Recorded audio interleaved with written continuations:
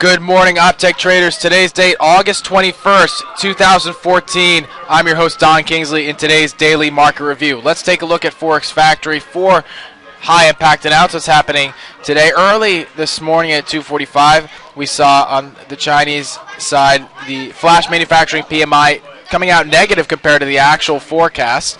If we take a look, that's going to have a negative impact on that currency. But more importantly, we have on the euro side, French flash manufacturing as well as German flash manufacturing PMI.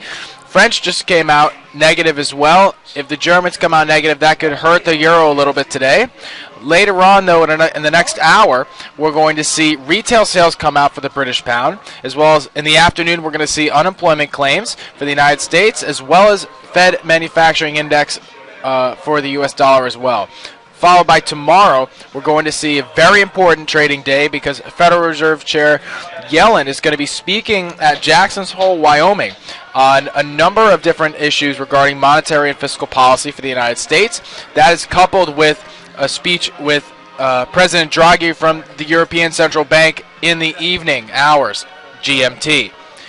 Let's take a look, though, at major stories happening right now, which is the FOMC minutes that were released yesterday about the meetings that were in July. Let's take a look at a few quotes from the Federal Reserve. And by the way, you can click on the link for the FOMC meetings here. If you go to Forex Factory, open up the announcement and click on the latest release, you'll find all the information here in the PDF file here from the minutes of the Open Market Committee meeting from July 29th to the 30th. But a few quotes that I wanted to highlight. One, basic review on the economic situation.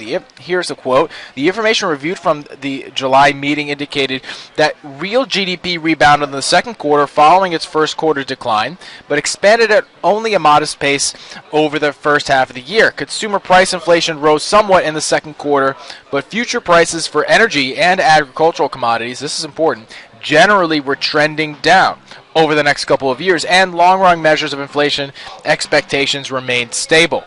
This is going to affect definitely the way we trade oil as well as gold and silver, which are the main commodities we trade on our Opteck platform. Taking those down in the long run seems like a good idea.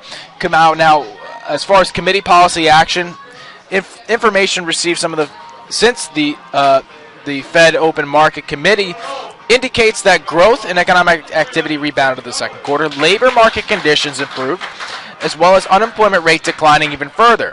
Now, what happens when the unemployment rate declines? This is going to cause some wage pressures. There's a story coming out of New York City at the moment. They're actually trying to increase minimum wage to $13 an hour.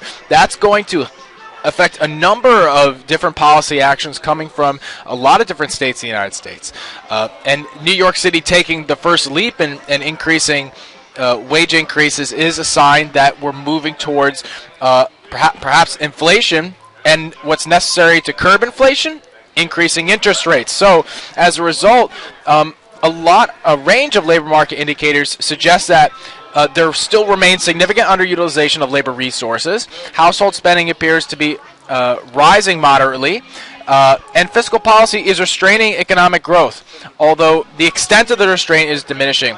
Inflation has somewhat closer to the committee long-run objective. Long-term inflation expectations have remained stable. So as a result of the FOMC minutes, we can conclude that the Fed could raise interest rates earlier than expected. There are rumors instead of March, it's now turning towards February. It's quite possible that maybe in the next month or two we could see a new update, maybe January, but that is a little bit too eager. I would say February seems like a reasonable time based on all these indicators, as well as what we're going to hear from tomorrow at Jackson's Hole, Janet Yellen's speech, along with President Draghi speaking later on in the evening. That's today's market review. I'm your host, Don Kingsley, coming to you live from Opteck headquarters. Have a great day, folks, and happy trading.